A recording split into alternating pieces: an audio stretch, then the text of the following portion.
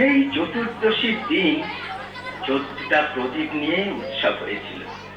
আর তার পরের দিন অর্থাৎ অমাবস্যার দিন সত্যভামার পূজা হয়েছিল। পরে ওই সত্যভামাকে আখ্যা দেওয়া হয়েছিল মহালক্ষ্মী দেবী বলে। পশ্চিম ভারতে তাই দীপাবলির দিন ওই মহালক্ষ্মী দেবীরও পুজো হয়, নতুন খাতা খোলা হয়, বুঝলে?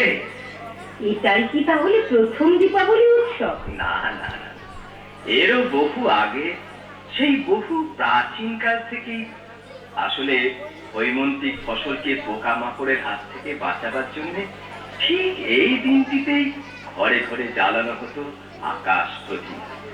তখন এই আকাশ প্রদীপ জ্বালানোর একটাই মাত্র উদ্দেশ্য ছিল, পোকা মারা আর ফসল বাঁচানো। গুরুজনদের মুখে শুনেছি জৈন গুরু মহাবীরের মৃত্যুতেও নাকি প্রদীপ জ্বালানো হয়েছিল। মৃত্যুর আগে মহাবীর নিজেই তার ভক্তদের গুরু বিয়োগের দুঃখকে ভোলবার জন্য আলো জেলে উৎসব করতে নির্দেশ দিয়েছিলেন। কিন্তু সবাই এই দিনটাকেই বেছে নিলেন কেন? খুব সংগত প্রশ্ন। আসলে কি জানো মা, কার্তিকী অমাবস্যার রাত্রি হচ্ছে সব থেকে অন্ধকারময় রাত্রি। তাই এমন একটি অন্ধকার রাত্রিকে আলো জ্বালানোর উপযুক্ত বলে সবাই মনে করেছিল। এমন একটি ঘন অন্ধকার রাত্রে আলো জেলে উৎসব করলে কার না ভালো লাগে বলো?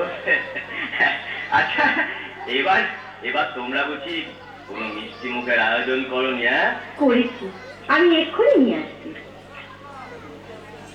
ওই দেখুন স্বামীজি, শুধু মিষ্টি মুখ নয়, অনুষ্ঠানেরও আয়োজন রয়েছে। ওই কারা আসছে দেখুন। আচ্ছা, এবারে তাহলে আয়োজন ভালোই হয়েছে। তাহলে তো মা, অনুষ্ঠানটা না দেখে যাওয়া বিরাট অপরাধ।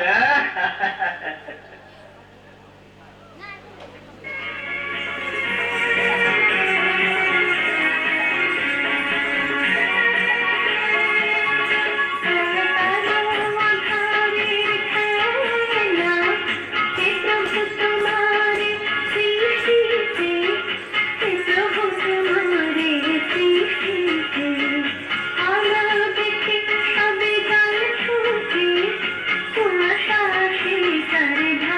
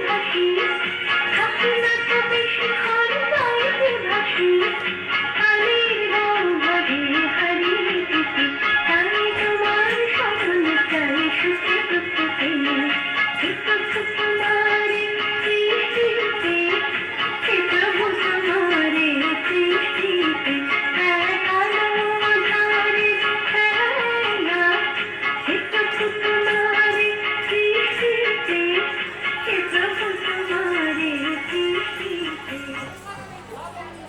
বাবা, সুন্দর, চমৎকার। দেখলে দেখলে অর্ঘ দেখ। আচ্ছা, অর্ঘকে এখানে দেখছি না কেন? এই নিন স্বামীজি, অর্ঘ এটা আপনাকে দিতে বলেছে।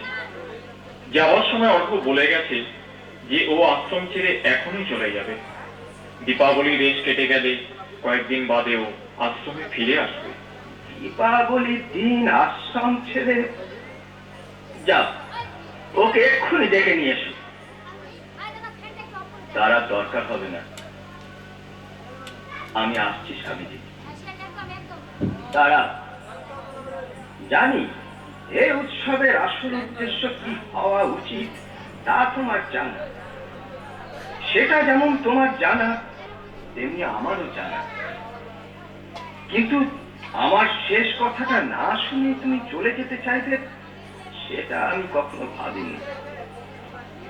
শেষ কথা, কিন্তু আমি যে ভাবলুম, না, আমার কথা শেষ হয়নি। এই দীপাবলি উৎসবের আসল উদ্দেশ্য কি হওয়া উচিত তা তোমরা শুনতে চাও, জানতে চাও? হ্যাঁ হ্যাঁ, স্বামীজি, আপনি আপনি বলুন। শোনো, বাইরের প্রদীপ ছেড়ে পোকা মাকড় মারা যায়, অথবা বাইরের অন্ধকারও দূর করা যায়, কিন্তু কিন্তু মনের অন্ধকার, মনের অজ্ঞতা তো তাতে দূর হয় না। মনের অন্ধকার দূর করতে হলে মনের প্রদীপ জ্বালতে হয়। সকল জ্যোতির যিনি জ্যোতি, সেই জ্যোতির্ময়কে যেদিন জানবে সেদিন বুঝবে আসলে তিনি হচ্ছেন দীপ, আর তিনি দীপাবলি।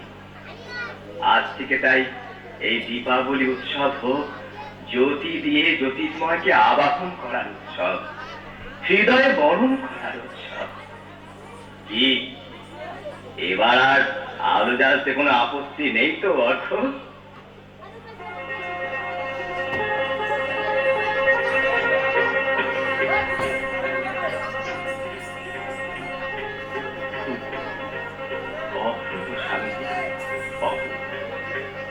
দীপাবলি হচ্ছে জ্যোতি দিয়ে জ্যোতির্ময়ের বরণ। দীপাবলি যদি জ্যোতি দিয়ে সেই জ্যোতির্ময়কে বরণ করার উৎসব হয়, তাহলে আলো জ্বালতে আমার আর কোনো আপত্তি নেই, একদম নেই। কিন্তু আমার আছে। হ্যাঁ, ওই চাবিটা ফেরত না দিলে আলো জানতে আমার অবশ্যই আপত্তি আছে। কেন মা, চাবির সঙ্গে আবার এর কি সম্পর্ক? ঠিক বুঝলাম না তো মা। আমি বুঝেছি, ওর হাতে চাবি না থাকলে আমরা টাকা পাবো কি করে, তাই না রে মালা? না না, তা না। আসলে ওর হাতে চাবি না থাকলে আমরা যদি সত্যি সত্যি উদ্দেশ্যহীন হয়ে যাই, তাই রাস্তা ওর হাতেই থাক। বাহ বাহ বাহ, সুন্দর বলেছ, সুন্দর বলেছ মা। মা, আজ তোমাদের সবাইকে দেখে বড় শান্তি লাগছে মা, বড় আনন্দ লাগছে মা। আলো জ্বালো, আলো জ্বালো মা, আলো জ্বালো। তার বরণ শুরু হোক মা, তার বরণ শুরু হোক। জ্যোতির্ময়ের বরণ শুরু করো মা, শুরু করো, শুরু করো, শুরু করো।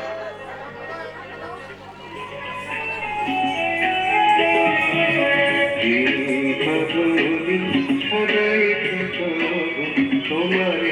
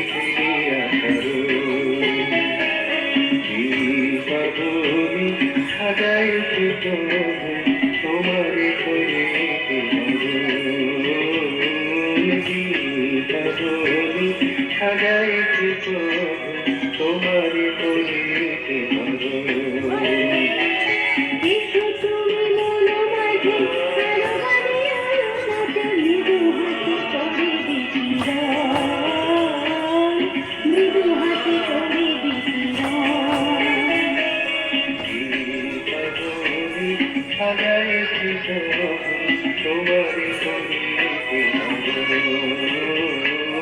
গীতা বলি সাজায়